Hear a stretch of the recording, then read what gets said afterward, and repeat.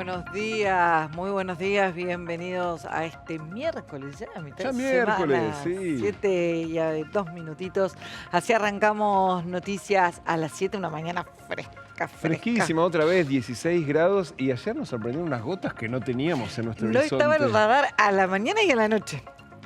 Doble, por suerte doble fueron partida. 3 gotas, ¿eh? Por suerte fue muy poquito y para descargar un poquito de humedad será después. Será, no sé, vamos a No preguntarle sabemos. a Lucas y de paso le damos la bienvenida. Por supuesto, muy buenos días, Lucas. Hola, ¿cómo andan? Buen día. Y sí, nos sorprendieron a muchos las gotitas de ayer a la noche sobre todo, pero es un frente frío que nos deja esta mañana tan particular en Buenos Aires. Hacía tiempo que no teníamos temperaturas tan frescas. 16 grados a esta hora de la mañana, hoy una máxima de 20. Si estás por salir de casa justo ahora, llévate abrigo. En un ratito te cuento todo el resto de la semana, pero la noticia hoy es esa. Salimos con abrigo de casa. Y ya tenemos complicaciones en el barrio de Núñez debido al incendio en una vivienda. Está trabajando una dotación de bomberos. Y en lo que respecta a los ingresos a la ciudad, algunas demoras puntuales en Avenida General Paz. Desde la zona de Mataderos, sentido Río de la Plata, se va cargando autopista Richeri. Y también el ingreso al puente Pueyrredón por Avenida Mitre e Hipólito Yrigoyen. En minutos ampliamos toda la información. Y en instantes vamos a estar actualizando la situación en Bahía Blanca, que intenta con mucha dificultad volver a la normalidad, y además los cruces políticos por el dinero que van a necesitar Bahía. Así es, muchísima dificultad, tal como lo decía Damián, porque obviamente se van a necesitar muchos recursos que se sabe en la Argentina son escasos, en la provincia y en el municipio por supuesto que también, así que empezó la batalla política en el medio de la tragedia. Hay gente que no ha sido localizada, se calculan unas 60 personas que no han sido ubicadas, pero ayer todos los medios que están registrando la situación en Bahía Blanca entrevistaban gente que desconfiaba un poco de las cifras oficiales, lo cual es realmente muy grave. Y en esta mañana vamos a hablar de River y de la llegada de Kevin Castaño. Pagó el millonario $13.800.000 para poder hacerse de los servicios del mediocampista colombiano, que ayer empezó la revisión médica, hoy la termina y hoy firma su contrato por 4 años con la institución de Núñez. Y en un ratito vamos a estar hablando de Lali Espósito, que fue entrevistada nada más y nada menos que por su novio, Pedro Rosenblatt, y hablaron de todo. Además de hablar de la actualidad, hablaron, por supuesto, del presidente Javier Milei. Sin mencionarlo, ella se refirió a la exposición del presidente y dijo que todo lo que había pasado en el último año la había hecho mucho más fuerte.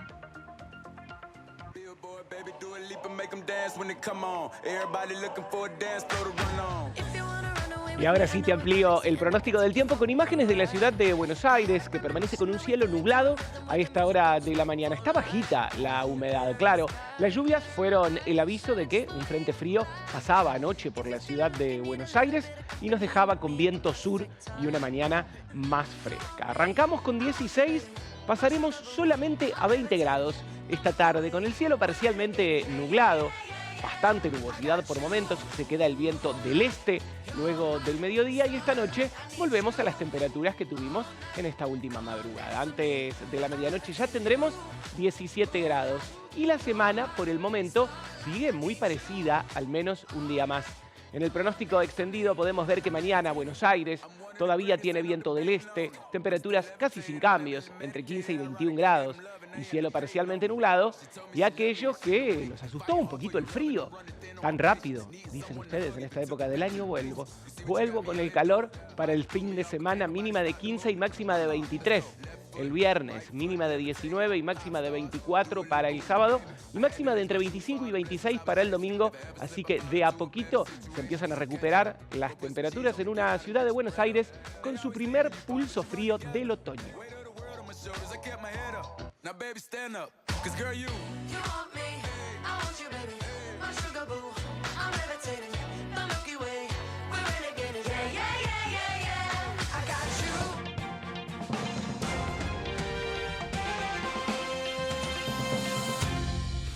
Y comenzamos hablando de un incendio en una vivienda ubicada sobre la calle Washington al 3400 a la altura de Manuela Pedraza. En el lugar está trabajando una dotación de bomberos.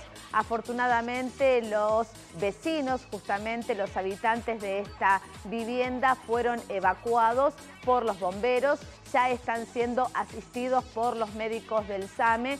Seguramente en minutos, si alguno lo requiere, se lo va a trasladar al hospital más cercano. En materia de tránsito, la circulación por el momento está cortada, pero llevamos tranquilidad porque el fuego está extinguido allí en esta vivienda ubicada, insisto, sobre la calle Washington al 3400 para los que tengan que desplazarse por la zona norte de la ciudad. Por otro lado, nos vamos al partido de Esteban Echeverría, un incendio de gran magnitud que se desató cerca de la medianoche en un depósito de maderas que está ubicado sobre el camino de Cintura. Más de 15 dotaciones de bomberos que están trabajando para combatir las llamas, dotaciones de la localidad de Lomas de Zamora, Almirante Brown, también Esteban Echeverría, de Ezeiza,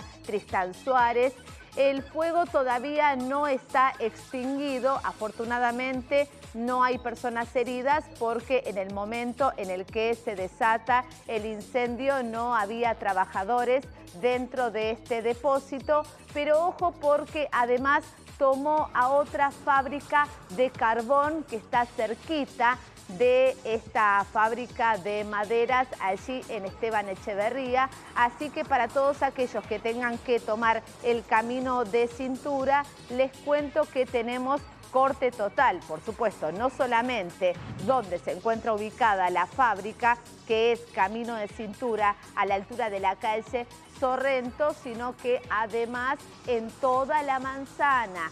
Paciencia porque será una mañana muy complicada. Todos los días el Camino de Cintura se complica y con esta situación aún más, así que vamos a seguir de cerca esta situación como consecuencia del incendio que comenzó a la medianoche. Avanzamos con la información y vamos a ver cómo están los ingresos a la ciudad. Por el momento, sin mayores problemas. Si vas a tomar la Panamericana desde la zona de Pacheco, un poquito más cargada, Avenida General Paz, desde Avenida Eva Perón, pasando por la zona de Liniers, sentido Río de la Plata, sin problemas, autopista 25 de Mayo, y se va cargando el ingreso al puente Pueyrredón por Avenida Mitre e Hipólito Yrigoyen y la Buenos Aires-La Plata, desde Dock Sud hasta la salida en Ingeniero Huergo.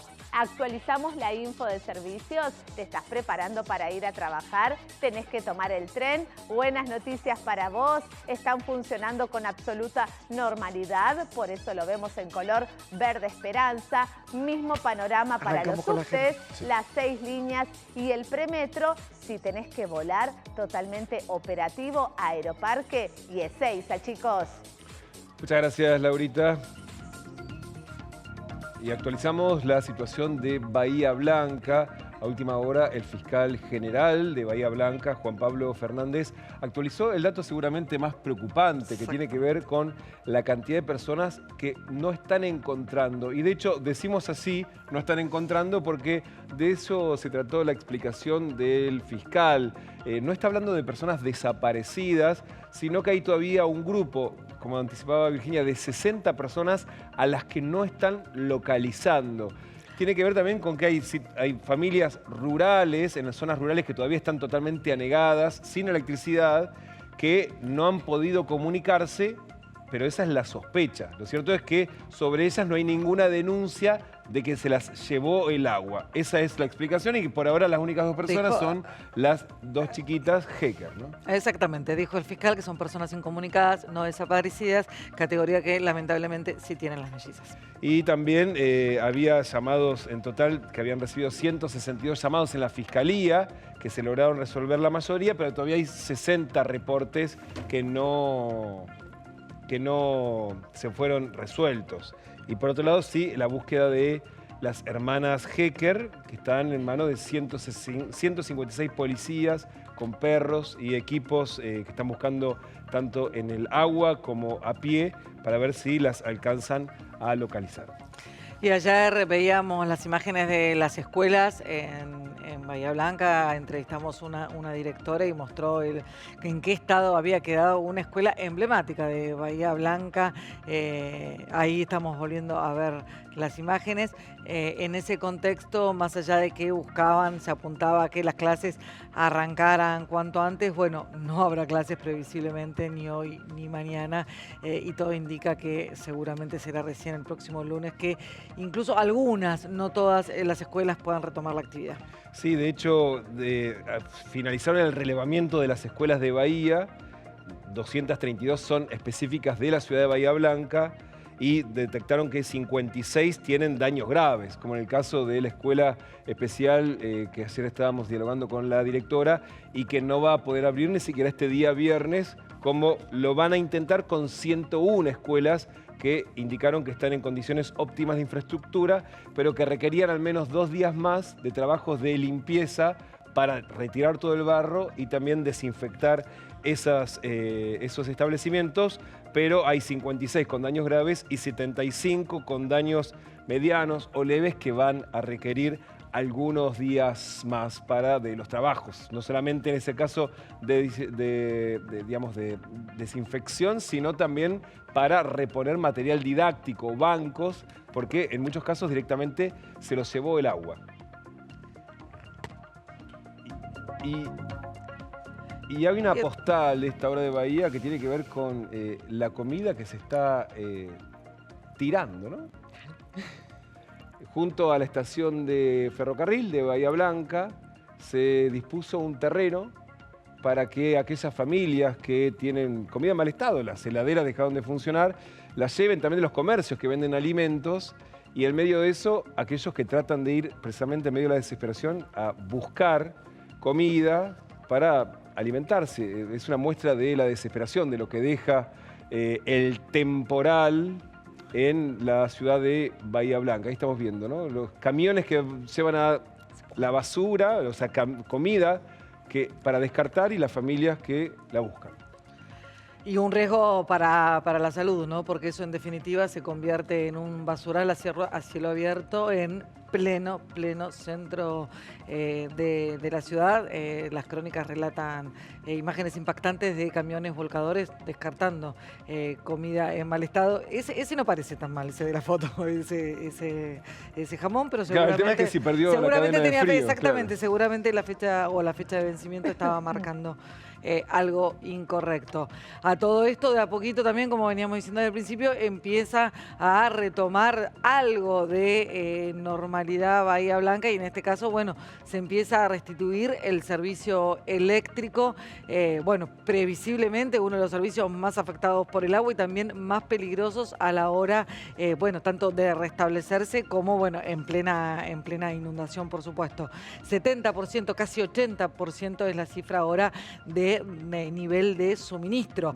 Enfoquémonos un poquito en el 20% restante. Ya hace como entre la inundación, que ya fue el viernes pasado, ya pasaron más de 5 días, es otra complicación más a la que ya están viviendo los bahienses. En particular el microcentro de Bahía, porque todavía están inundados los sótanos de los edificios y en muchas viviendas se vio afectado directamente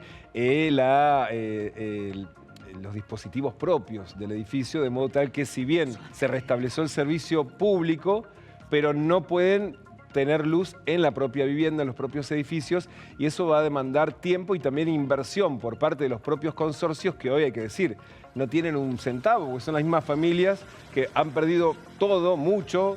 Aquel que tiene un local comercial que perdió, digamos, aquello que tenía para vender, no tiene chances hoy de poder ni ocuparse de su comercio, ni ocuparse tampoco de poder reparar su vivienda. Así que esa es la situación que se está viviendo en aquellas zonas de Bahía donde les devolvieron la luz, pero todavía no pueden habilitarlas para las viviendas particulares. Y hablamos del transporte en Bahía Blanca porque los colectivos comenzaron a funcionar ayer. Lo hacen, por supuesto, con un cronograma similar a un día domingo, con una frecuencia mucho más espaciada, desde las 6 de la mañana hasta las 21. Un dato que por 30 días no se va a cobrar el boleto y, por supuesto, que inevitablemente los colectivos tienen que modificar sus recorridos teniendo en cuenta la situación de las calles. Además, vamos a actualizar la información que tiene que ver con las rutas porque se mantiene el corte de la ruta 3, altura Canal Maldonado, esto es en el kilómetro 692 hasta el empalme con la ruta 33. Y también sigue cerrada la 35 desde Bahía Blanca hasta el límite con la provincia de La Pampa. El resto de las rutas están habilitadas, pero con mucha precaución porque hay acumulación de agua en varios sectores. Además, las banquinas están muy inestables. Sigue trabajando en el lugar personal de Vialidad Nacional, los ingenieros, los operarios para evaluar la situación. Veremos cuándo comienzan estas obras que de hecho tienen que ser de emergencia. De hecho se está evaluando la posibilidad de colocar en algunos sectores los llamados puentes baileys, que son esos puentes metálicos de emergencia para facilitar la comunicación de los vecinos, pero este es el cuadro de situación. Para pasar en limpio sigue el corte en la ruta 3 y también en la ruta 35, así que seguimos de cerca las actualizaciones de Vialidad Nacional. Lo que te mencionaba Laurita, el transporte público por 30 días gratuito es una de las medidas que anunció ayer en conferencia de prensa el gobernador Kicillof junto al intendente de la ciudad, Sciusbielles. Un pack de medidas que apuntan por un lado obviamente a las necesidades de manera realmente muy acotada, las necesidades de infraestructura que se va a requerir el municipio, pero también a la asistencia de emergencia de los afectados, con medidas que en algún punto resultan más bien acotadas. Créditos blandos, por ejemplo, con tasa sin interés, pero de corto plazo, y algunos incentivos impositivos que a priori parecen un poco beneficios, entre comillas, por supuesto, muchísimas comillas, bastante limitados. Por otro lado también se anunció dinero para reparar algo de la infraestructura que se ha dañado, como 22.000 millones de pesos para reparar y volver a dejar el Hospital Pena en su funcionamiento pleno. También dinero para pavimento, desagües, recién se veían las imágenes. Hay parte de Bahía, digamos, los puentes sobre el Maldonado prácticamente desaparecieron, o el pavimento para llegar al puente no existe más. También alumbrado público, equipamiento urbano, son 8.000 millones de pesos. El otro día el cálculo que hablaba el intendente de los 400.000 millones, evidentemente cuando se queda corto, cuando uno ya empieza a sumar lo que ya se anunció y todavía no se terminó de relevar los daños que hay en la ciudad. Era previsible que el intendente se iba a quedar corto con esa cifra. El gobernador Kicillof confirmó ayer que los 10.000 millones ya fueron de la Nación, que durante el fin de semana se habían anunciado, fueron transferidos y que ya están a disposición, pero para tener una dimensión de esos 10.000 millones,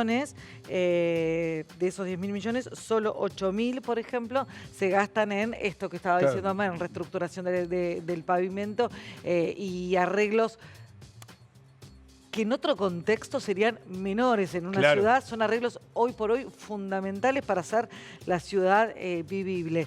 400.000 millones es el cálculo que va a quedar en definitiva, porque fue el primer número que se instaló, que no va a ser el final, ni siquiera sabemos si es aproximado, pero lo que sí también empezó a trascender es que el gobierno empieza a generar, y también esto va a bajar a nivel provincial, contactos con organismos internacionales, porque para eso están organismos internacionales como el BID, el Banco Mundial, pero particularmente el BID, que ya incluso ya ha generado créditos para la Argentina para este tipo de situaciones, que podría ser en este caso imputable. Obviamente es una negociación que hay que reactivar, pero hay líneas disponibles ya que no requieren de una aprobación y de una gestión muy larga, con lo cual se espera que también pueda haber un aporte por el lado de los organismos internacionales. No va a ser esta semana, probablemente no sea en marzo, pero sí va a haber seguramente fondos internacionales disponibles para la reconstrucción, que no va a ser de un día, de una semana, de un mes. Esto va a llevar años y años. Y de hecho, el cálculo que ayer mismo dio Kicillof sobre cuánto va a demandar las obras del Canal Maldonado, reparar lo que se rompió y además hacer obras nuevas, 15.000 millones para reparar. Nación había enviado 10.000 millones, o sea, no alcanza ni para reparar el arroyo, que es el motivo de la inundación. Y por otro lado, las nuevas obras que demanda hacer un canal más grande para que tenga más flujo de agua son 80.000 millones. Entonces, por lo tanto, ahí, si no lo puede financiar la provincia, para eso están, como vos mencionabas, Vir, los organismos internacionales. Y escuchemos un poco qué decía ayer Kicillof en la conferencia de prensa, donde ahora se empieza a colar ya la política. Todo lo que estamos poniendo a disposición de Bahía es el Estado presente. Sin Estado no hay respuesta. Una es que le digo al presidente de la Nación que ya se lo había solicitado con respecto a otras cuestiones. Es importante poder reunirnos. Es importante poder reunirnos para hablar de estas cosas al máximo nivel, así que vuelvo a solicitar en el lugar que sea una reunión con el presidente de la Nación. Luego, ya que se está hablando de un crédito del Fondo Monetario Internacional, espero que una porción del crédito del Fondo Monetario Internacional, que aparentemente viene con fondos frescos, que no sea usado para la especulación, para la timba, para la cuestión cambiaria, sino que por lo menos una porción determinada se utilice para temas como este, fundamentales, ya que vamos a recibir crédito internacional de organismos multilaterales, que se use también en la medida de lo posible para la reconstrucción de la ciudad de Bahía. Bueno, y acá es donde decimos que se mete la política y la chicana barata. En algún punto el gobernador Kicillof fue ministro de Economía, negoció con el Fondo Monetario y sabe perfectamente el rol del Fondo Monetario como en la comunidad financiera internacional. Sabe que los fondos que otorga el Fondo Monetario no son de libre disponibilidad y muchísimo menos para obra pública, que para eso están los otros organismos, el BID y el Banco Mundial. Pero bueno, en medio de un contexto en el que también se negocian otras cuestiones en la Argentina y donde también obviamente hay otra agenda, el gobernador aprovecha para, digámoslo abiertamente, confundir un poco y decir, bueno, la plata del Fondo Monetario, úsenla para esto, cuando él mismo sabe que ni él lo pudo hacer. Y en este contexto, ayer aparecieron algunas señales de coherencia política, porque de hecho hay un acuerdo amplio entre prácticamente todas las bancadas. La única que no ha dicho nada es la Libertad Avanza, el oficialismo, pero en la sesión prevista para hoy, de la que vamos a hablar más tarde, sobre la creación de la Comisión por la criptomoneda Libra, hay un acuerdo mayoritario para declarar la emergencia en la zona de Bahía Blanca, para que la asistencia por parte de Nación, que es lo único que puede determinar el Congreso de la Nación, sea más eficiente, más rápida, y también es una manera de sumarle presión a la Casa Rosada para que aumente las ayudas. Y también los senadores del PJ y radicalismo, los 3 senadores por la provincia de Buenos Aires, hoy van a reactivar, a pedido de ellos, la Comisión de Presupuesto y Hacienda para también desde el Senado declarar la emergencia y también destinar fondos nacionales del presupuesto extendido para la reconstrucción de Bahía Blanca. Hay que ver después qué hace el gobierno cuando dice, bueno, sí, pero ¿de dónde salen los recursos? Y va a ser parte de la discusión que va a ocurrir, al menos hoy en el recinto de la Cámara de Diputados. Y otra vez ahí uno ve que se cuela un poquito la política, ¿no? Porque en definitiva lo que se está buscando un poquito ahí, no hay que desconocerlo, es más allá de la empatía con Bahía Blanca, más allá de la necesidad de recursos, que es obvio, evidente y flagrante. Bueno, buscar poner al gobierno en la situación incómoda de tener que decir sí, no le doy, cuando cómodamente desde el Congreso, bueno, pueden disponer de fondos, sí, claro, que no administran. básicamente, que no se ocupan de conseguir. Pero una crítica tal vez mucho más profunda para el gobierno vino ayer por parte del propio expresidente Mauricio Macri. Ayer se inauguró una muestra del campo en San Nicolás. Fue el expresidente y tuvo varias definiciones muy contundentes respecto de algunos manejos del gobierno, no solo con Bahía Blanca, sino también con el Fondo Monetario. Espero que el trabajo en conjunto del municipio primero, la provincia después y con la ayuda de la Nación empiece una reconstrucción que va a ser lenta, ¿no? Quiero decir a los vecinos de Bahía Blanca que entiendan que lo que han perdido se perdió y que reconstruir va a llevar su tiempo, pero juntos lo vamos a lograr. Y lo más importante es que este problema del cambio climático vino para quedarse y hay que poner en valor un plan de obras hidráulicas en todo el país, porque hay muchas ciudades, ahí cerca Neuquén corre un riesgo muy grande para una lluvia extraordinaria, que una represa solo lo resolvería, que es Niwil, que no recuerdo mal. No hay más remedio, por más que lo entiendo del presidente Milei, que sentarse con Kicillof sea no algo muy agradable, pero no hay más remedio. Es el gobernador hoy, pero en este caso no hay alternativa que pueda hacerlo por sistema financiado, pero tiene que hacerlo por obra pública. El Estado tiene que licitar.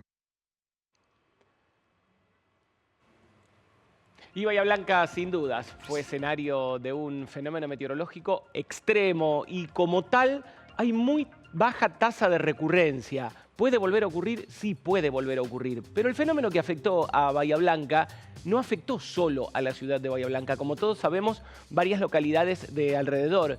Y cuando ahora les muestre los mapas, el sudoeste de la provincia de Buenos Aires está ante una emergencia que seguramente pase a ser del tipo del campo, agropecuaria. La cantidad de miles de kilómetros cuadrados bajo el agua son enormes. Miren la lluvia normal anual en el sudoeste bonaerense para todo un año.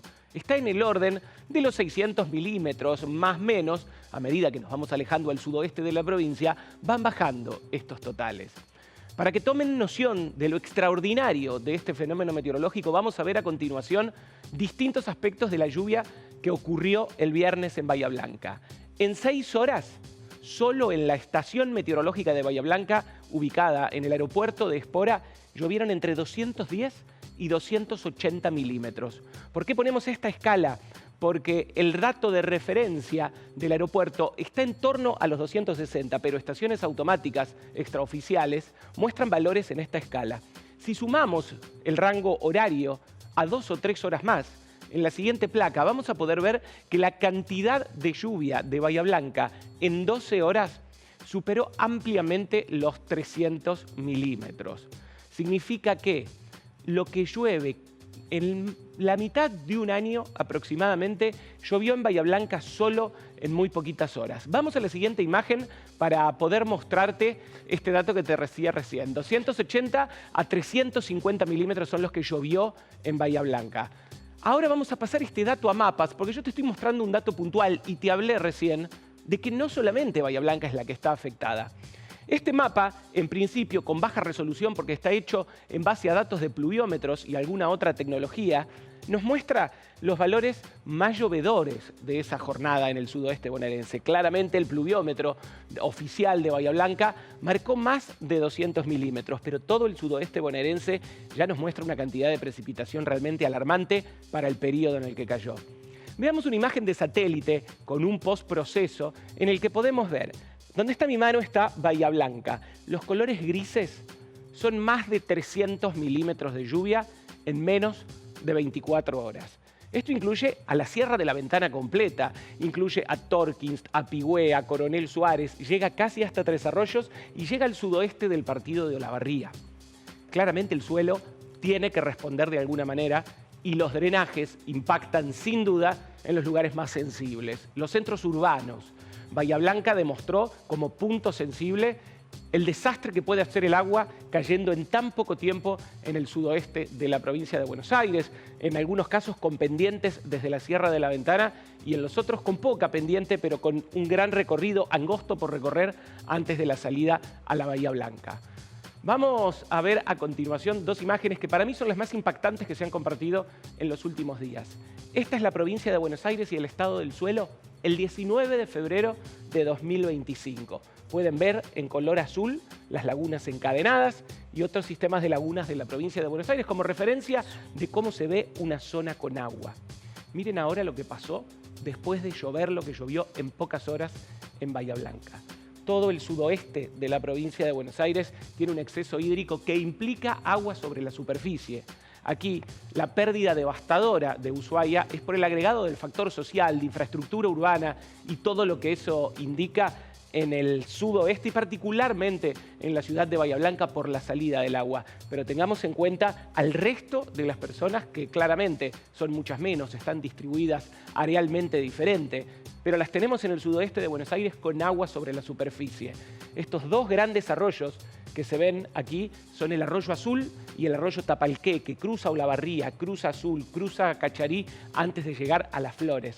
Y todo el resto, una situación de agua sobre la superficie del suelo, inclusive hasta entre los tres arroyos, que es realmente preocupante. Demuestra esto que los fenómenos meteorológicos extremos cuando vienen dejan muchísimo daño y, como bien dicen, no solo la recuperación de la barría, sino la recuperación de los suelos en el sudoeste bonaerense va a ser muy extensa. Lucas, estamos hablando de una zona muy productiva de la provincia de Buenos Aires, que va a tener un impacto económico y unas consecuencias económicas realmente graves. Más allá, estamos separando este tema de la situación puntual de Bahía Blanca. Ese manchón que se ve ahí en el mapa, en la foto, en la imagen que mostrás, va a tener consecuencias realmente serias para realmente la sí, provincia. en todo lo que es producción agropecuaria y ganadera. De hecho, las principales entidades del campo están evaluando el área que fue afectada por las inundaciones y por el agua sobre el suelo, porque sin duda va a generar pérdidas y creo que va a ser otra de las mayores pérdidas fuera de las humanas. Y de hecho, ¿no? recorrí la zona el fin de semana un poquito más al norte y los campos totalmente inundados y con los girasoles listos para ser cosechados, o sea, negros ya, con la cabecita para abajo. Y el agua era girasoles sobre una laguna. Por lo tanto, veíamos las imágenes de rutas pavimentadas, destrozadas, los caminos rurales.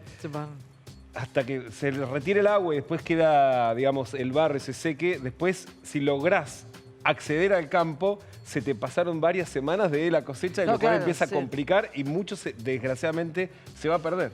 El único atenuante que tiene esa situación, si se quiere, es que los productores agropecuarios, en definitiva, es una de las contingencias con las que lidian año a año.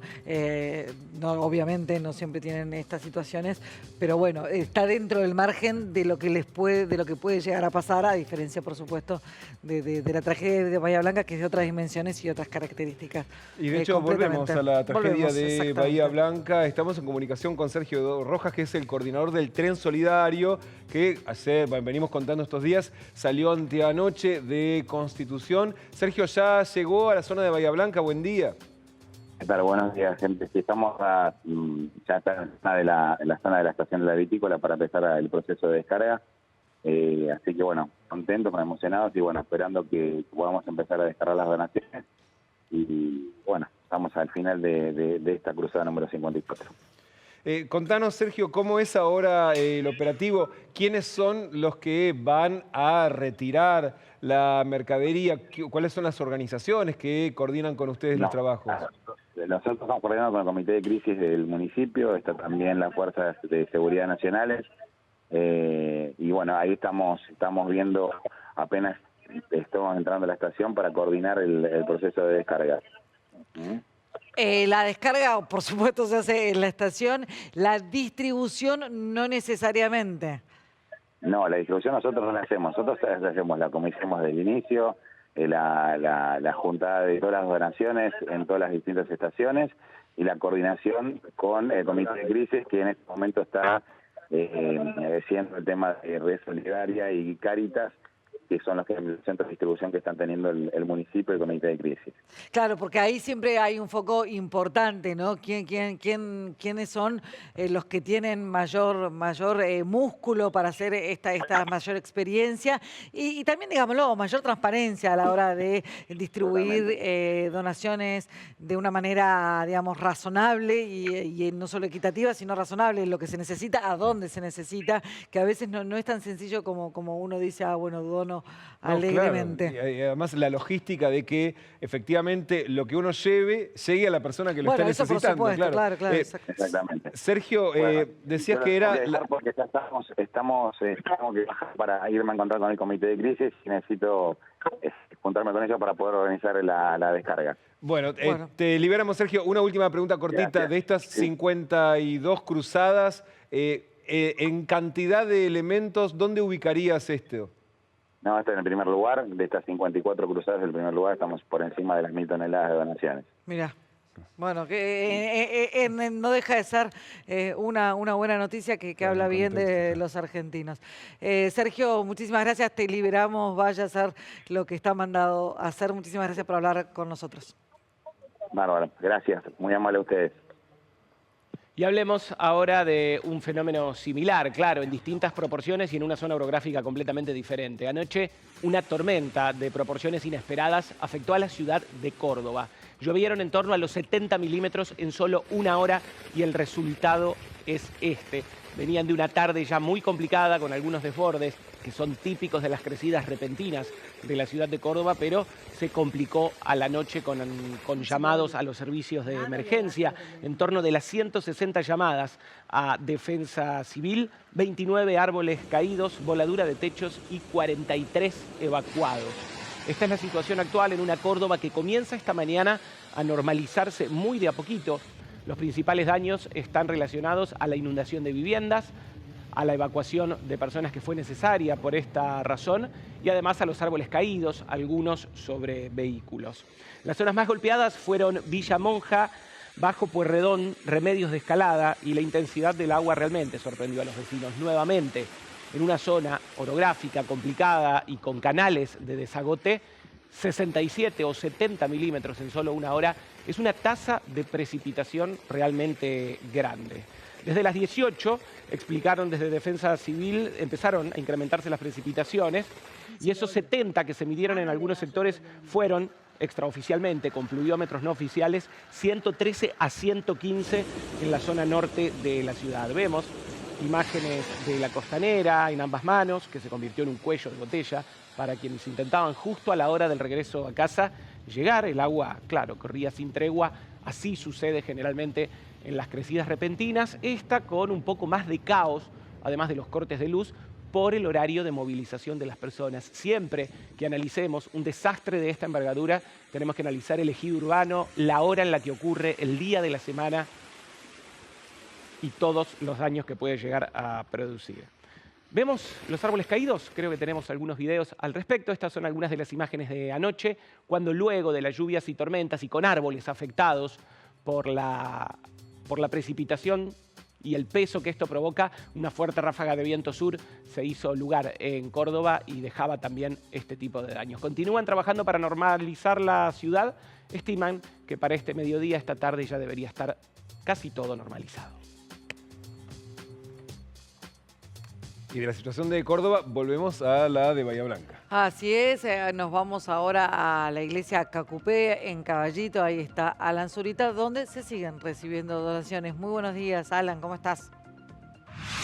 Damián, Virginia, muy buena mañana, y como vamos a observar en instantes, se vienen acercando los automóviles y aquí el carril fue inhabilitado para el tránsito vehicular e incluso para estacionamiento. ¿Por qué? Porque se reserva este derecho para aquellos que se acercan con donaciones directamente desde vehículos particulares. A ver, lo que nos dicen en principio es que el camión que estaba pautado que se acerque aquí a las 8 de la mañana no va a llegar. Vamos a tratar de confirmar esa información. Estaba previsto un camión, sí, que tenía que venir ya en el día de ayer a la tarde, pero que no podía viajar de noche, entonces dijo que iba a venir hoy a la mañana. Bueno, aparentemente ese mismo rodado no estaba funcionando. Aquí vemos poca actividad debido a que todavía no llegó ese camión y además el resto de los colaboradores todavía están con los elementos acopiados y clasificándolos a medida que van llegando. Por ello, siempre están pidiendo con cierto énfasis la necesidad de recibir no solamente cintas para embalar, sino también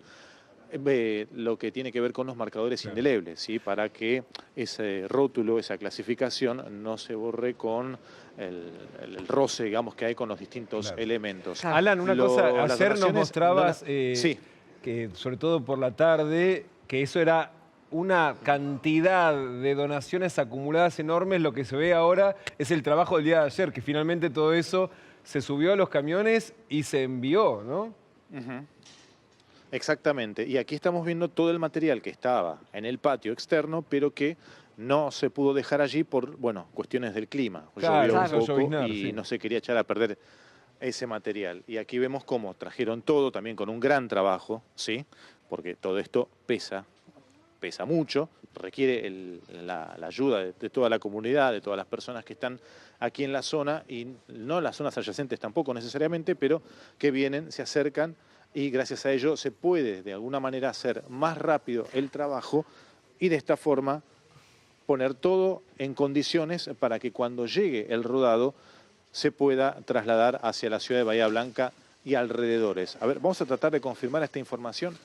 Perdón, buen día. Hago una consulta. Estaba prevista la llegada del camión a las 8 de la mañana. ¿Esto va a suceder al final? Porque nos dijeron... Llegando alrededor de las 10 de la mañana, como mencionado Inglis, por temas de retraso, va a estar llegando a esa hora. Okay. El de las 8 de la mañana que tenía que venir hoy va a pasar a las 10. Sí, igual como te dije, ya te lo puedo confirmar más. Pero les hago una consulta. El camión estaba previsto, nos decía, a las 8 de la mañana, va a llegar a las 10. Posiblemente. Hubo una demora, me llamaron a las 4 de la mañana para avisarme que, bueno, que se dañó uno de los camiones y no puede venir a la hora prevista. Así que, bueno, hacemos de nuevo el llamado a la gente de transporte público para que nos dé una mano y puedan, pues, seguir sumándose camiones y poder seguir con la entrega.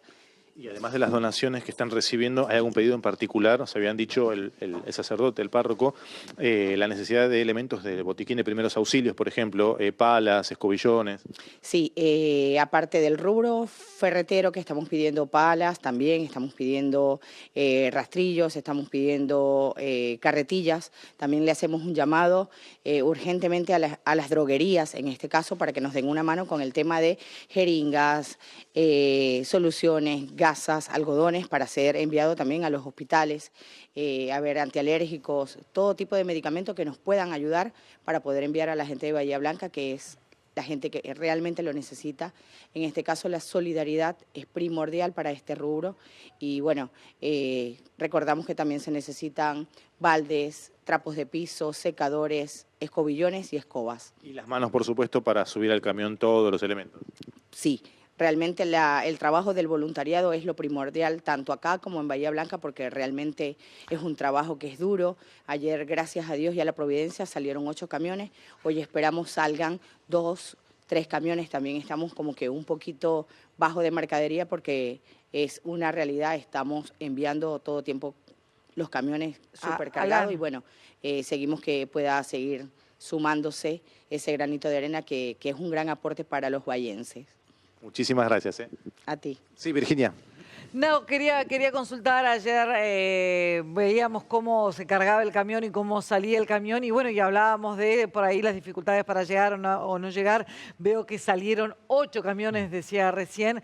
No, pues si se podía consultar en definitiva qué se sabe de esos camiones, dónde llegaron y además hace un ratito hablábamos con el coordinador del tren solidario y bueno, y contaba también cómo era la logística para la descarga. Bueno, en este caso saber cómo es la logística de los camiones, que obviamente es muy diferente a la de los trenes. Claro, además, sobre todo, ¿quién la recibe allá? Si son otras parroquias que trabajan con ellos o si los llevan a Cáritas, digamos. ¿Cómo es el proceso, digamos, de la distribución de lo que sale desde Nuestra Señora de Cacupe en Bahía? Bueno, justo ahí le íbamos a consultar, bueno, pero se retiró. Recordamos que son 12 horas de viaje, sí, lo que según habíamos consultado con uno de los choferes, con lo cual se estima que la mayoría de ellos llegaron, porque el primero salió, recordamos, a las 9:30 de la mañana, 9 de la mañana aproximadamente, y después, bueno, el resto de los camiones con el trabajo de la comunidad se hizo bastante rápido. Son 12 horas en condiciones normales. Entonces, de ahí la pregunta. Es obvio que están llegando, si no nos hubiéramos enterado, si no hubieran llegado. Pero bueno, conocer un poco eso, con qué dificultades eventualmente se pueden encontrar. Bueno, ahora cuando se acerque vamos a intentar averiguar esa cuestión, que sí es de suma importancia, porque obviamente aquí se carga todo y se lleva, pero hay que ver cómo es la logística allí, una vez que se arriba al lugar, cómo se distribuye, porque no es que descargan todo. Según teníamos entendido, iban a descargar en distintas localidades, de acuerdo a la gravedad del asunto y la necesidad, por supuesto. Se presume, Alan, que las cajas, porque veo cajas y bolsas, y las cajas están muy prolijas, muy bien embaladas, se supone que ahí están los alimentos, eventualmente si hubiera algún medicamento.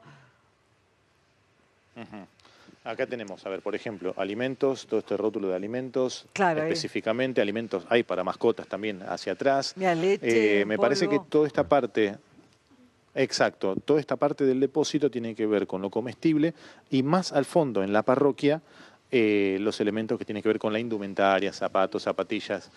A ver, vamos a tratar de consultar, perdón, vamos a preguntarle cómo fue, a ver si tiene noticias. Pero una cosita más, ¿tienen noticias acerca de si llegaron bien los camiones, cómo se realizó el trabajo de distribución del material? Sí, está siendo bien distribuido. De hecho, llegó el primer camión que salió ayer, llegó a las 10 de la noche, y hoy está llegando a Villamitra, llegó a las 6:45 de la mañana, llegó el segundo camión. ¿Cómo es el trabajo de distribución? Digamos, allá también llega una parroquia, ¿cómo es? Sí, hay varias parroquias, hay varios clubes que trabajan en conjunto. Está la parroquia San José, esta otra parroquia, no recuerdo cómo se llama. De hecho, acá si tú puedes ver los carteles. ¿Ves? Ahí nos acercamos, sí. Capilla María Auxiliadora del barrio Primavera. Y de esa manera vamos diciéndole a los camiones cuáles son las rutas. Pueden verificar por el Instagram de la parroquia, Cacupé Caballito. Allí se sube todo lo que es la entrega, dónde llegan y cómo se están dando los alimentos y pues todo lo que es mercadería. Sí, Virginia, te está escuchando Elisa. No, está muy bien esto que nos contás porque es como se suma un trabajo sobre el otro. No solo se clasifican las donaciones y se rotulan, sino también se indica claramente el destino. ¿Cómo saben ustedes en qué lugar por ahí necesitan qué cosa? ¿Cómo hacen para clasificar esos destinos? Tenemos vía directa con Bahía Blanca, con la gente que tenemos allá, y realmente ellos nos van diciendo, por ejemplo, Tengli, en el siguiente camión envíanos, no sé, colchones, neveras, heladeras para ustedes en este caso, o para mí heladeras. Y bueno, voy metiendo lo que ellos me van pidiendo. Por ejemplo, en este camión que vienen, le hace falta lo que es frazada, calzados y cochecitos de bebé. Entonces, bueno, vamos clasificando de esa manera, pues. De hecho, bajó un montón la temperatura las necesidades que ellos vayan teniendo también para descomprimir allá. Cochecitos de bebé, eso también estás consiguiendo porque hay cosas más específicas que otras y cosas mucho más fáciles de conseguir en una donación que otras. Lo del cochecito de bebé me acaba de sorprender, pero sí, es una necesidad también. Sí, tenemos muchos cochecitos de bebé. De hecho, estamos enviando, puedes ver en la cámara que tenemos esos cochecitos ya clasificados también para enviar. Hay sillitas de bebé. Realmente, vuelvo a decir, la solidaridad de los argentinos es totalmente impresionante porque se desprenden de un montón de cosas que están prácticamente también nuevas y pueden llegar a su destino, que es lo principal, porque... ¿Y sabés qué es también impresionante? Es así, hay que enviar las cosas que están en perfecto estado. Y sabés qué es también impresionante porque la verdad que con esta tragedia de Bahía Blanca nos metemos todos un poco en la parte de atrás de escena de esto que estamos contando, las donaciones. Y estoy realmente sorprendida y es impresionante el profesionalismo con el cual muchas organizaciones, y particularmente, bueno, la iglesia es histórica. Se abocan a esto. Y la ventaja que tiene una iglesia que conoce a su comunidad. Entonces pueden saber exactamente la necesidad de cada familia y es mucho más, digamos, directa la ayuda que lo que ocurre con el tren, digamos, que se envía para que lo distribuya, digamos, en la logística de una gran organización cuando llega, pero en este caso es mandame un colchón porque ya sé a qué familia va a ir. Exactamente. La verdad que, bueno, no queda más que agradecerles ese trabajo. No, y aparte es un trabajo mancomunado que se está haciendo porque esa es la idea, pues que vaya la necesidad en ese camión específicamente. Por ejemplo, los camiones van siempre divididos en 4 rubros, que son ropa, alimentos, higiene personal y todo lo que es medicamentos también. Entonces, de esa manera van llegando y van distribuyendo en distintos sectores y bueno, es una manera también de ayudar un poco a no tener, solamente un rubro que es ropa en este caso, sino que puedan tener un poco más. Fíjate que cuando nos traen electrodomésticos es un trabajo también enorme que se hace porque acá tenemos los voluntarios que tienen que probar esos electrodomésticos. Porque, a ver, no puedo mandar algo que no funciona porque realmente me ocupa un lugar en un camión y es algo que no es la necesidad de ellos ahorita, pues enviar a reparar. Entonces, bueno, hacemos también ese llamado de conciencia. Exactamente. A enviar las cosas, no es tirar basura. Exactamente. Estamos... no es tirarlo, Exacto. no es tirarlo allí solamente, sino... Entonces eso es estamos repasados de tiempo, Iris, está pero bueno resaltarlo. Exactamente, estamos pasados de tiempo, pero este punto es fundamental y a eso me refería un poco con mostrar todo el trabajo que hay atrás de las donaciones, todo el profesionalismo que se necesita y todos los músculos y las manos que se necesitan como para que alguien, desde el desconocimiento tal vez, o desde el no pensar demasiado en la situación, simplemente dona algo que le sobra o que cree que está más o menos bien, pero le falta una perillita. No es así. Las donaciones son cosas que se necesitan y se necesitan en buen estado, porque si no, no sirve y al contrario, empeora todo. Claro, no, entonces bueno, nos tomamos la tarea de chequear todo para que todo vaya como realmente tiene que llegar pues las donaciones. Así que bueno, también la clasificación de medicamentos también, fecha de vencimiento, de los alimentos también. Entonces desde acá de Cacupé, Caballito, nosotros estamos seguros que están llegando los alimentos con fecha de vencimiento correcto, igual que la medicación. Y lo que es electrodoméstico va probado y en buen funcionamiento, ¿sí? Iris, muchísimas gracias por habernos dedicado estos minutos, por mostrarnos este detrás de escena, como digo yo. Y Alan, también a vos, no sé si lo tenés por ahí, lo recuperamos a Alan. Sí, déjenme cerrar con dos cuestiones nada más importantes. Primero, destacar el trabajo que hacen aquí todos los que están en la comunidad de Cacupé, Nuestra Señora de Cacupé. Es incansable, encomiable, porque lo hacen desde tempranas horas hasta horas tardías. ¿Sí? No es que se quedan hasta las 6, 7 de la tarde, se va el camión y cada uno a su casa. No, se quedan hasta muy tarde clasificando y cuidando cada uno de los elementos que trae la comunidad aquí. Y en segundo lugar, como bien decía hace instantes, por favor, los que traigan lo hagan en lo posible, ya rotulado y clasificado lo donado y en óptimas condiciones. ¿A qué me refiero con esto? Que esté limpio, que esté sano, que no tenga que tenga el menor daño posible. Son buenas las intenciones, pero es necesario que la gente tome conciencia de que lo que van a recibir allí en Bahía Blanca es de primordial necesidad y que por ello lo están solicitando aquí para poder llevarlo allí en óptimas condiciones. Eso nada más quería destacarlo porque bueno, es el trabajo formidable que hace aquí la comunidad de la parroquia y además bueno, la necesidad de tener los elementos listos para llegar allá y que inmediatamente lleguen a las víctimas. Gracias, Alan, por supuesto, por el trabajo desde allá y nuevamente agradecer, ¿no?, el trabajo que se hace desde la parroquia, que vienen desde el fin de semana, ¿no?, juntando donaciones, rotulando y enviando a Bahía, y afortunadamente ya hay quienes empiezan a recibirlo en la zona, decía, el barrio Villamire, ¿no?, uno de los más vulnerables de Bahía. Gracias, Alan. Hasta luego. Y vamos a seguir hablando de Bahía Blanca y ahora te voy a mostrar una historia en primera persona, que muchas veces cuando vemos estas historias en primera persona es cuando caemos realmente en la cuenta de lo que está pasando. Vamos a contarte la historia de Milton Amadeo. A Milton lo conocimos, mira, ahí lo tenemos, hace 25 años ya en Mambrú, cuando salió del reality Popstars junto con Jerónimo Rauch, Tripa, Emanuel y Pablo. Y él desde hace un tiempo vive en Bahía Blanca, tiene una hijita, Galilea, de 3 años, y mostró en sus redes sociales cómo quedó su casa. Veamos cómo quedó su casa. Es realmente estremecedor como muestra. Ahí lo estamos viendo. Primero va mostrando la cocina, todo En ese momento el agua por apenas abajo de la rodilla, pero mostró que el agua llegó hasta casi 1,5 metros, tiene las marcas en la pared. Mostró, por ejemplo, ahora va a intentar abrir la puerta del baño, no puede porque, claro, está hinchada, se llenó de agua el baño. Ay, me conmueve mucho esta parte cuando se ve que intentaron salvar algunas cosas poniéndolas arriba de una mesa, pero no se pudo. Incluso muestra, se salvó el dinosaurio, se ríe, hasta él se ríe un poquito de lo que pasó. Muestra el piano y le dice, chau amigo, gracias por tantos momentos. Y esta es una parte también de las más conmovedoras del video de Milton, que en sus redes, a pesar del mal momento que está pasando, reconoció que hay gente que la pasó mucho peor. Nosotros estamos bien, hay familias que la pasaron mucho peor.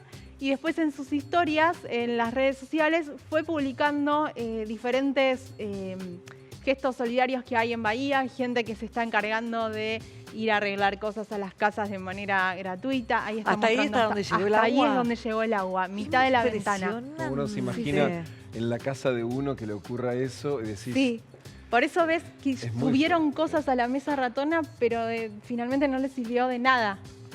Porque se tapó eso también. No, y esto que vos marcás, ¿no? Porque uno cuenta, ve las imágenes, pero si no lo vivió, esto en tu casa, el lugar donde más seguro te sentís en la vida. Sí, claro. Y de golpe tenés algo que inmanejable absolutamente. Sí, y por ejemplo, no sé, ves los dibujitos pegados en la heladera y imagínate en tu casa que... Sí, uno que guarda cositas, dice, no, porque esto es un recuerdo, decís de repente todo eso se va. Y lo que decías de la solidaridad... ayer había, bueno, esto a través de las redes sociales, los que se dedican a servicios, electricistas, un papá que arregla heladeras con ofreciendo su hijo su tiempo, o sea, gratis hago el trabajo, ni hablar los mecánicos, porque todos los autos que vimos bajo agua ahora están viendo cómo hacen, sobre todo el que necesita para trabajar, para ir al trabajo, y no arrancan. Entonces necesitan todo ese trabajo, dicen, bueno, la mano de obra la están consiguiendo gratis los mismos vecinos que canjean mano de obra por heladera, porque están buscando la manera de reconstruir con lo poco que tienen a mano, que es la solidaridad a su tiempo, porque muchos de esos ni siquiera tienen a dónde ir a trabajar porque el trabajo desapareció. Sí. Bueno, y acá estaba él que seguramente tendría, además de ese piano, otros instrumentos. Por contar un ejemplo simplemente, de un chico común que trabaja, que tiene su casa, su hijita de 3 años, su esposa, y lamentablemente quedó todo abajo del agua. Y bueno, a ver qué puede recuperar él y todos sus vecinos. Y ahora vamos a hablar de otros músicos que tuvieron un gesto solidario que se les fue de las manos, felizmente se les fue de las manos. Los Totora, ellos dijeron, bueno, lunes y martes vamos a estar recibiendo donaciones en La Plata, de donde son oriundos.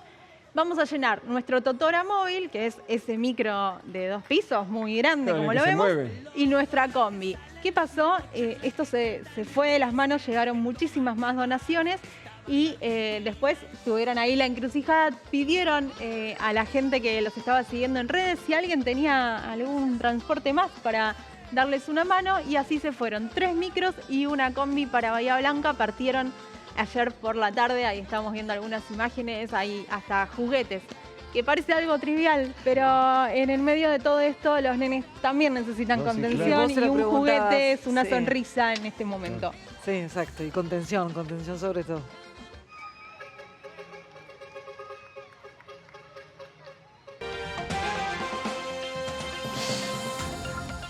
Segunda mitad de Noticias a las 7. Una mañana fresca y más fresca de la que hemos empezado. Y sí, porque a esta hora baja la temperatura. Uy, qué nubladito que está. Me sorprendiste con esa imagen. Está medio desolada la zona del obelisco, ¿no? Y no solemos ponchar el obelisco. Es cierto, me gustó esta imagen, Me gusta más cuando está llena de gente con banderas argentinas celebrando. Bueno, pensé que ibas a decir cuando está llena de gente con banderas partidarias o de protesta. No, prefiero con banderas argentinas. Llena de gente y me imaginé la protesta, no, obviamente el festejo del Mundial. En cualquier caso, está nubladito y muy fresquito. La temperatura la tenemos, no sé, 10 grados.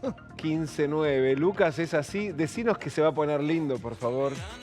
15 grados 9 décimas en Buenos Aires. Es así, chicos, en una mañana fresca, de lo más fresco que llevamos en el año. El primer pulso de aire frío en la ciudad de Buenos Aires tuvo algunas lluvias en la madrugada, el cielo nublado a esta hora de la mañana y así va a continuar. Tímidamente puede llegar a salir el sol esta tarde, pero con mucho viento del este. Así que miren la máxima, se queda en 20 grados. De ahí no pasamos. Un día realmente fresco y si le sumamos el viento del río, es una jornada para salir con un abrigo. Al menos los más violentos saldrán con algo un poquito más abrigado. A la noche volvemos a las temperaturas iniciales. Fíjense que tengo detrás entre 16 y 17 grados. Y fíjense cómo permanecen las nubes detrás mío durante todo el día. Ahora bien, pasemos al pronóstico extendido. Hablemos un poquito de lo que viene en la ciudad, porque nos espera un martes muy similar al de hoy. Miren, mínima de 15 y máxima de 21 grados. Tal vez ya comience a haber un poco más de sol en la ciudad, pero todavía el viento del este va a hacer que la temperatura se quede en valores fresquitos y apenas templados durante la tarde. El viernes sube la temperatura máxima, seguimos con las mañanas frescas, pero nos vamos a 23 durante la tarde y ya vuelve el viento un poquito al sector norte, y el fin de semana tenemos la tendencia de que vuelvan temperaturas muy agradables y tiempo lindo para disfrutar al aire libre. Ahí ven la máxima para el sábado en 24, pero además el domingo podría subir un par de grados más a 25 o 26, así que aguanten el frío unos días, que luego vuelven los días lindos este próximo fin de semana.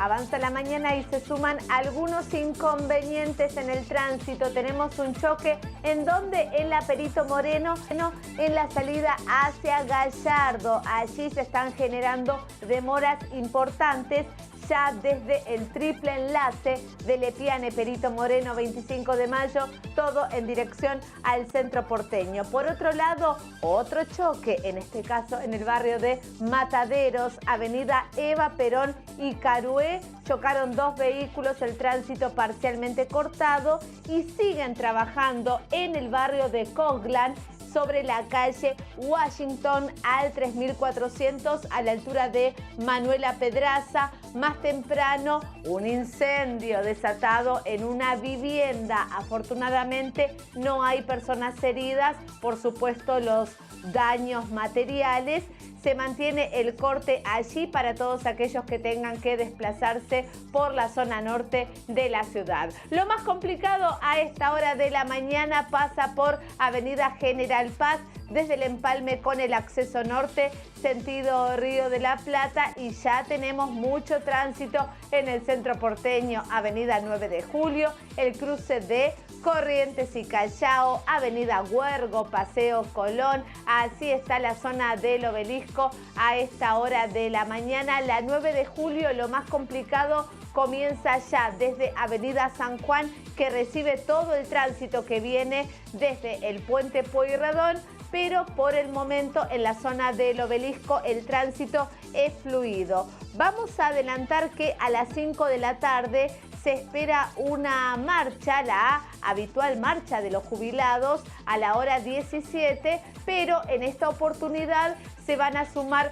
varios gremios y además barras bravas. Así que vamos a ver cómo se desarrolla esta manifestación, cómo se aplica el protocolo antipiquete, porque recuerden que no se puede cortar la calle. Esto será a partir de la hora 17 frente al Palacio Legislativo.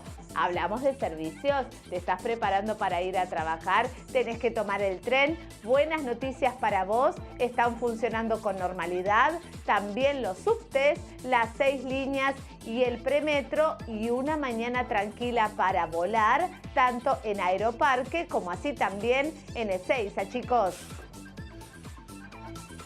Gracias, Laurita. Y de hecho recién mencionabas el operativo frente al Congreso de la Nación, porque hoy tendremos a las 5 de la tarde la protesta de jubilados, la de todos los miércoles, con condimentos particulares.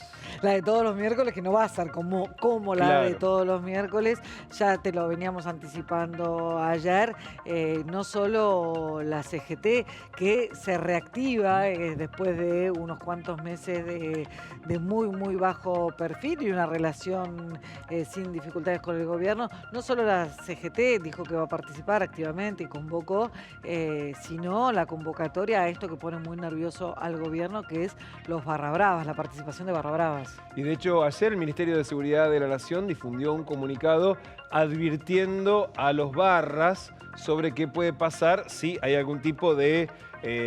hablan de conducta que afecte la seguridad. Y el textual del comunicado dice que se recuerda que cualquier persona que realice cualquier acción contraria a la ley será identificada y detenida. Asimismo, se le aplicará la restricción de concurrencia administrativa a todo evento deportivo, lo que implicará la prohibición de ingreso a los estadios de fútbol. Y en el mismo comunicado se recuerda el artículo 194 del Código Penal, que tiene que ver con que afecta algún servicio, sea transporte terrestre, aéreo. Obviamente en la manifestación el transporte aéreo no se ve afectado, claro. Pero puede haber algún tipo de incidente que le merece entre 3 meses y 2 años de prisión. Es una, más que advertencia, una suerte de amenaza para lo que puede ocurrir hoy en la marcha, que como bien decías, Virginia, no solamente hay hinchadas de fútbol convocadas, que son, digamos, es la novedad. Sí. También la novedad que ayer la CGT apoyó a los sindicatos del transporte, las dos confederaciones del transporte que habían anunciado que iban a participar. También, por supuesto, participa los partidos de izquierda que habitualmente acompañan a los jubilados, pero ayer también se sumaron diputados de Unión por la Patria anunciando que van a sumarse a la marcha. Por lo tanto, la marcha de hoy va a ser una marcha importante. Muy compleja. Y atención con este último dato que está dando Damián, de que los diputados de Unión por la Patria decidieron sumarse. Y esto tiene que ver precisamente con la advertencia o amenaza del Ministerio de Seguridad de una rigurosidad firme en la calle para sostener el protocolo de seguridad. Y cuando hablamos de una actitud firme en el Ministerio de Seguridad, estamos hablando de represión claramente, si considera que está dentro del marco de la ley, de lo que la manifestación requiere. No es lo mismo las fuerzas de seguridad actuando si hay diputados en la calle.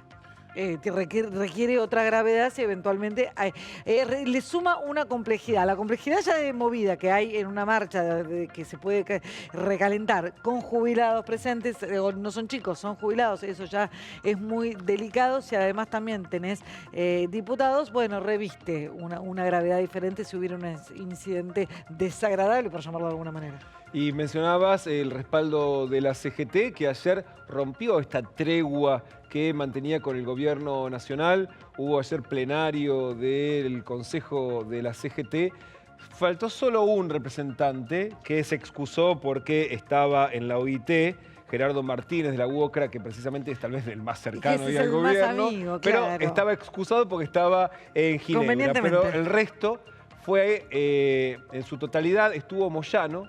Es otro gesto que estuvo Moyano, y decidieron activar un plan de lucha, no solamente respaldar a los sindicatos que hoy van a participar, sino además hacer medidas de fuerza el próximo 20 y además el 24 de marzo, que es feriado, lunes van a hacer una movilización contra lo que entienden el plan de ajuste de Milei vinculado al acuerdo con el Fondo Monetario Internacional. Hasta ahora la CGT venía calladita y ayer dejó de estarlo. Ayer dejó de estarlo y hay que marcarlo con una consigna a la marcha y también esta nueva reaparición, con una consigna ya más bien floja, porque habla de, en definitiva, no de salarios, de recuperación salarial, sino del acuerdo con el FMI.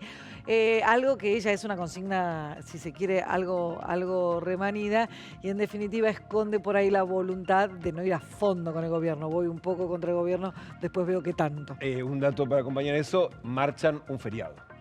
Bueno, claramente. Como el otro día de la fraternidad, que un sábado, digamos, ahí se nota que hay, digamos, bueno, tensión hasta ahí. Claro, la administrada. Y más inundaciones en otras partes del mundo. Coincide el nombre de la ciudad, es Córdoba y en este caso es en España. Miren el desborde del río Guadalquivir, lo que provocó en las últimas horas en Andalucía. Impresionantes, en algunos casos las inundaciones también con desplazamiento de vehículos. Ayer a las 16:30 el caudal llegó a los 682 metros cúbicos por segundo y eso es un montón, de manera tal que 6 de los diques que existen en la zona para contención llegaron al 90% de su capacidad, lo cual, claro, hubo que alivianar y estamos viendo estas imágenes. También otra zona de nuestro planeta que está, entre comillas, acostumbrada a casos como este debido a las crecidas repentinas, un fenómeno meteorológico que se está haciendo cada vez más asiduo en todas las partes del globo. Tuvieron alerta naranja desde ayer mismo a la mañana y el alerta rojo se activa cuando se alcanzan los 710 centímetros cúbicos por segundo de caudal. Estuvimos a nada de que esto también fuera una verdadera tragedia. Hay personas evacuadas, no se han registrado víctimas fatales y ahora comienzan las tareas nuevamente de normalización. Recordamos, el que desbordó es el río Guadalquivir, en este caso en Córdoba, Andalucía, España. Bueno, finalmente ayer por la mañana, después de una larga espera, comenzó el juicio que investiga la muerte de Diego Armando Maradona. Ocurría el 25 de noviembre del 2020. Como te explicábamos ayer, son 7 los imputados que están en este juicio. Hay una imputada que está en otro juicio paralelo que comenzaría una vez finalizado este. Comenzó alrededor de las 10:30 de la mañana. Ahí estamos viendo, entre en medio del tumulto, estaban llegando Dalma y Janina al lugar. Estuvieron ellas, estuvo Verónica Ojeda, también estuvo Hanna Maradona, además de, por supuesto, todos los imputados y los abogados de todas las partes. Esto terminó alrededor de las 6:30 de la tarde y avisaron, ayer se transmitió la primera audiencia, avisaron que después no va a haber más transmisiones, que se van a transmitir solamente los alegatos y el cierre, así que esto sería aproximadamente en el mes de julio, estiman. Y la próxima audiencia será mañana también en la misma hora. Uno de los imputados, el principal imputado, Leopoldo Luque, el neurocirujano que operó 3 semanas antes a Diego Maradona, ahí lo estamos viendo, dijo que no iba a estar más en las próximas audiencias porque tenía muchas operaciones programadas y tenía que seguir trabajando y que por eso no iba a estar en las siguientes audiencias. Sorprendió también el cambio físico de Luque, está más musculoso, más canoso, sin barba, está irreconocible, realmente fue el tema más trivial que se habló ayer. Totalmente, sí. El primero en exponer fue Patricio Ferrari, el fiscal de la causa, que dijo que, entre otras cosas, la internación domiciliaria no estaba controlada, que Luque guardaba en una mesa de su casa, sin darle demasiada importancia, la historia clínica de Maradona y que todos los que habían visto a Maradona los días anteriores coincidían en que el entorno, el lugar donde estaba él, en ese momento, la Casa de Tigre, era perjudicial para su salud. Y además, uno de los momentos más impactantes fue cuando mostró, sobre todo impactante porque había 3 de las hijas de Diego ahí presentes, mostró la foto de las horas previas a la muerte de Diego Maradona. Después fue el turno de Fernando Burlando, que entre otras cosas fue muy directo al grano y dijo que Diego Maradona fue asesinado y que hubo un plan.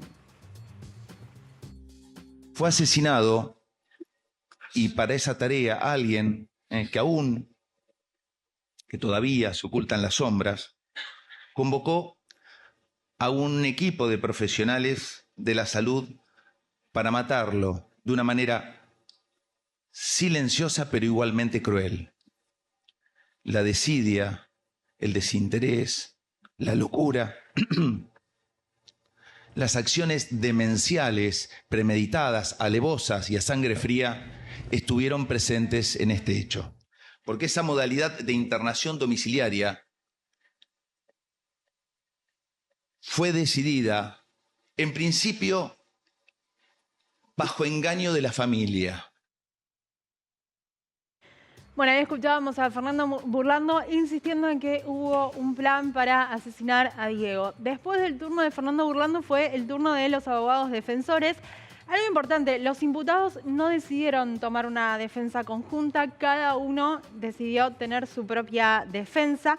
Por ejemplo, María Di Giuni es la abogada de Luque y dijo que va a pedir la absolución de su cliente. Vadim Masachuk, el abogado de Agustina Kosachov, la psiquiatra que había atendido a Maradona, también va a pedir la absolución. Ellos son los dos más complicados en esta causa. Y los otros 5 abogados de los otros 5 imputados también pidieron la absolución de sus clientes, pero sin embargo apuntaron, por ejemplo, el abogado del enfermero Omar Almirón había coincidido con Burlando, si bien pidió la absolución para su cliente, coincidió con Burlando de que había un plan para matar a Diego Maradona. Es decir, pidieron también la absolución como Luque y Kosachov, pero se abrieron y apuntaron hacia ellos. Hubo varios momentos tensos, incómodos. Hablábamos recién de la foto que mostró el fiscal. Luque, en un cuarto intermedio, también tuvo un problema, un altercado con un periodista que lo estaba grabando. Y Verónica Ojeda estuvo también se la vio muy nerviosa e increpó a Agustina Kosachov en la entrada.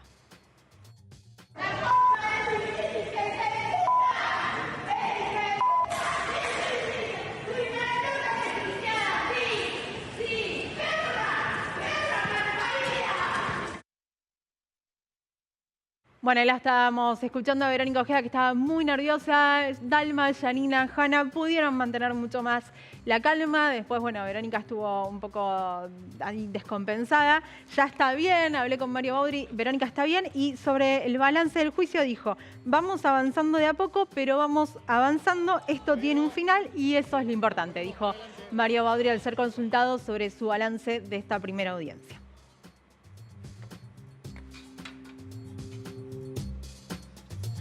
A las 8:30. Así es, en este nuevo horario en el que debutamos esta semana, hacemos un breve corte y ya volvemos.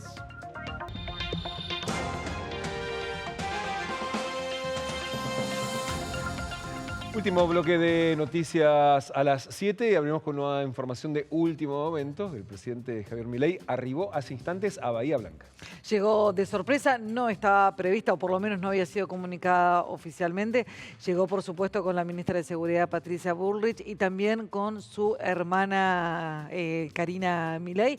Después hay que remarcarlo, después de muchísimas críticas por su falta de presencia, por no haber ido durante el fin de semana. Recordamos que tenía previsto el presidente viajar a Mendoza para la fiesta de la vendimia, suspendió, dadas las condiciones y la tragedia en Bahía Blanca, suspendió ese viaje, pero a pesar de lo que se especulaba, no viajó a Bahía Blanca hasta hoy que llegó de sorpresa al centro de monitoreo. De hecho, la imagen que estamos viendo es la camioneta que trasladó al presidente de la Nación desde el aeropuerto, que fue rehabilitado el día domingo, hacia el centro de monitoreo que está en lo que era la vieja estación de colectivos de Bahía Blanca, en donde se implementó este centro de monitoreo urbano y que de hecho en un día que veníamos anticipando, la discusión sobre Bahía Blanca va a ser noticia a nivel nacional porque en el Parlamento se va a discutir la declaración de la emergencia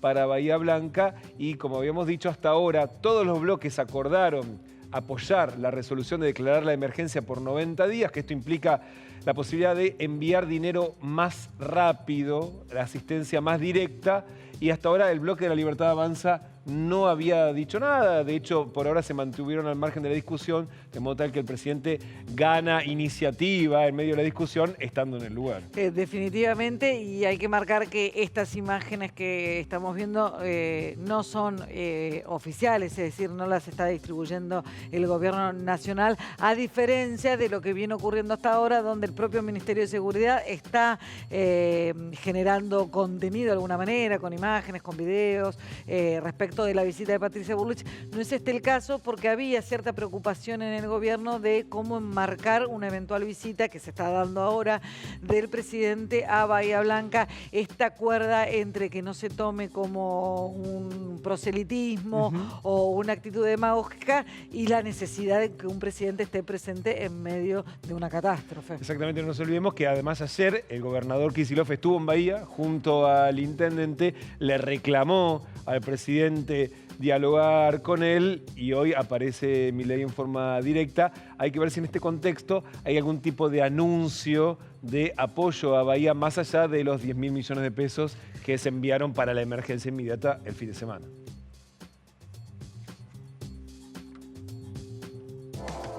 La otra noche te esperé bajo la lluvia 2 horas, 1000 horas.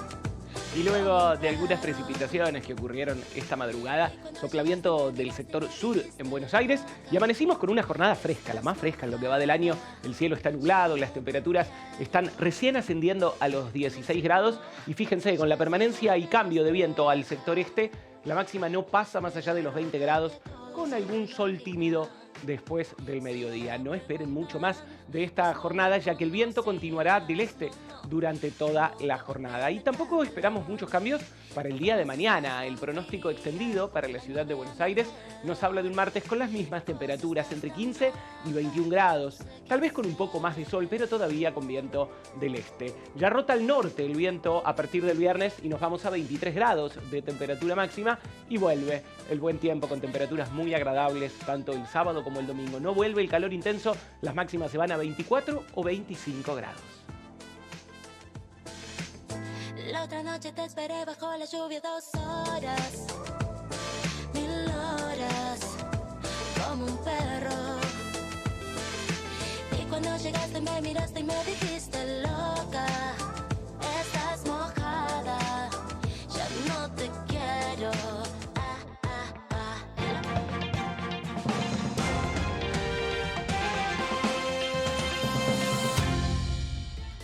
Y continúan las demoras en los ingresos a la ciudad panamericana en la conexión con Avenida General Paz.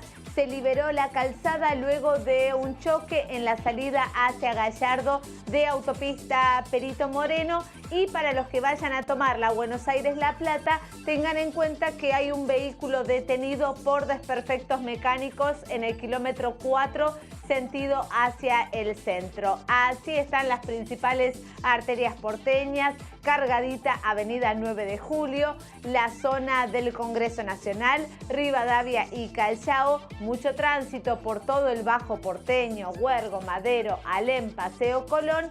Y tengan presente que hasta el viernes inclusive se va a mantener el plan para reorganizar la circulación vehicular en la zona de Valvanera, en el perímetro comprendido por Avenida Corrientes, Pueyrredón, Rivadavia y la calle Pasco. Ahora sí, actualizamos la info de servicios, lo que tenés que saber a esta hora de la mañana. Los trenes están funcionando con normalidad. Si venís de la zona norte, la zona sur, la zona oeste, también los subtes, las 6 líneas y el premetro. Te recuerdo, por obras de renovación integral, continúa cerrada Lima de la línea A, Pueyrredón de la B y la estación Palermo de la línea D, y próximamente se van a cerrar otras estaciones como Uruguay y Carlos Gardel de la línea B de Bueno, así que lo vamos a ir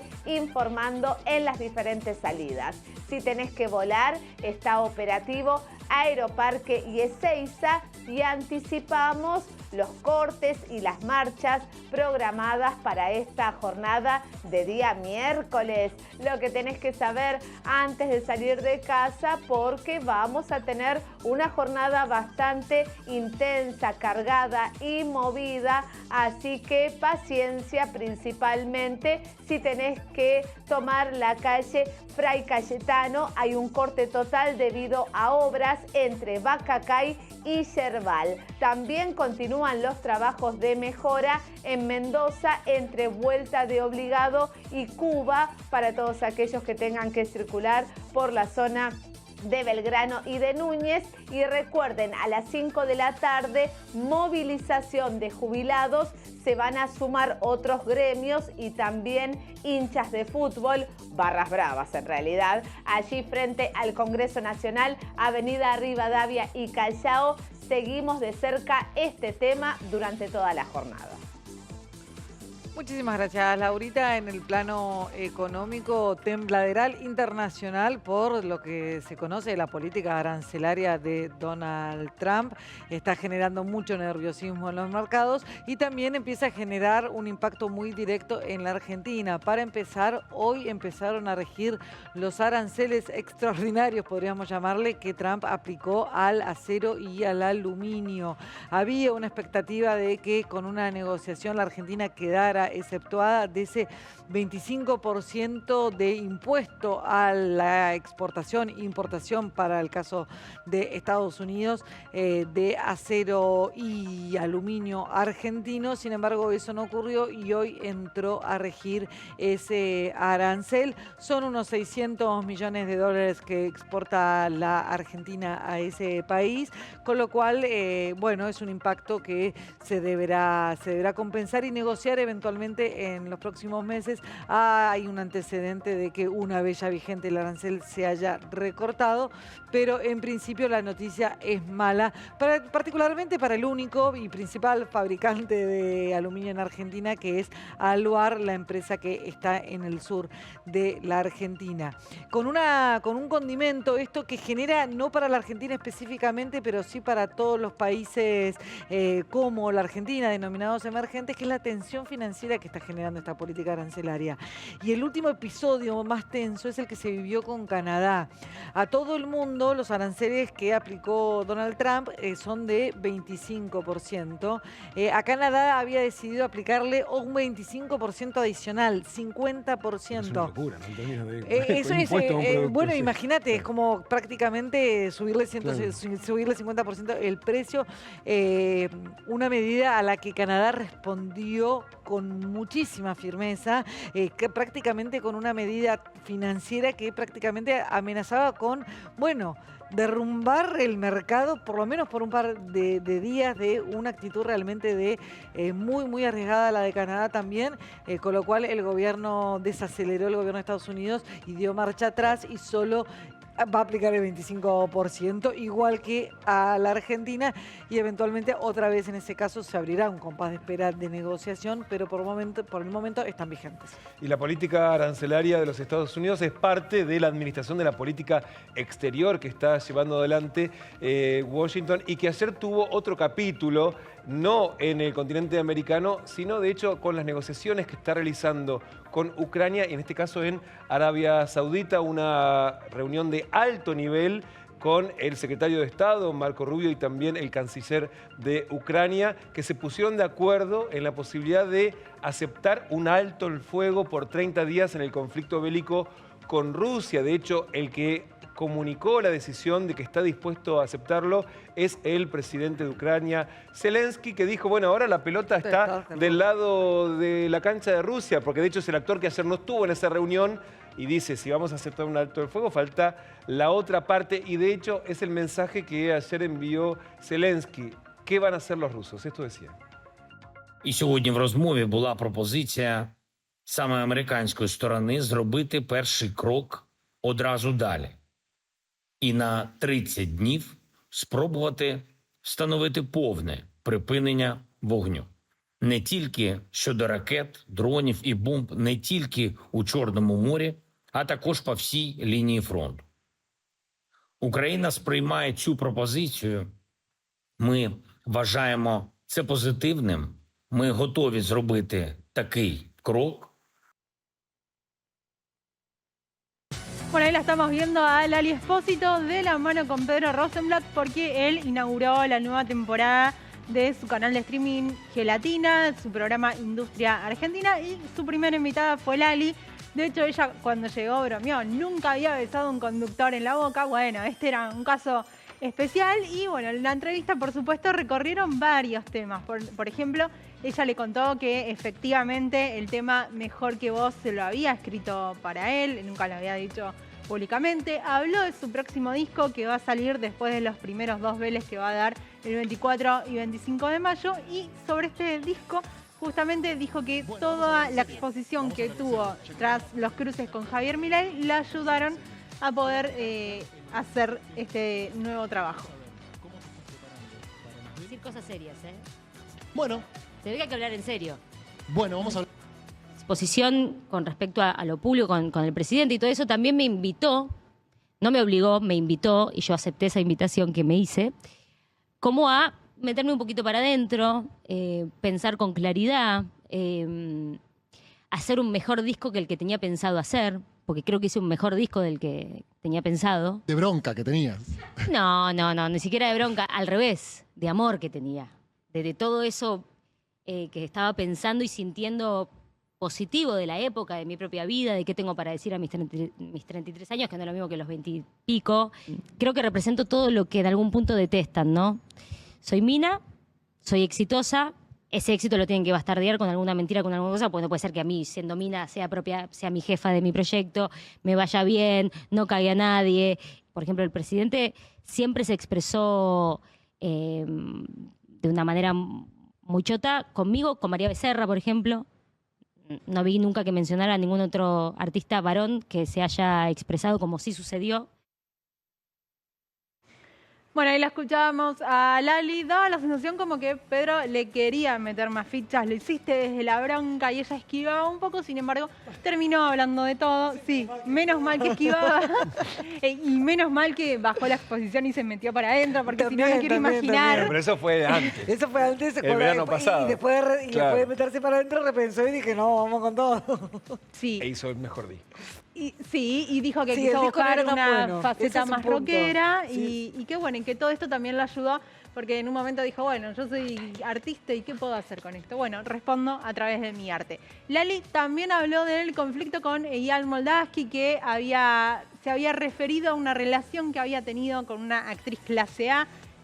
Había contado intimidades que no estaba bien contarlas al aire en el canal Olga. Él no había hablado en ese momento de Lali, no había dicho el nombre, pero sí lo había hecho su compañero Homero Pettinato. Esto generó bastante polémica y Lali se refirió a la polémica. Asistimos a una época donde se nos da con total facilidad el hecho de olvidarte de tu humanidad.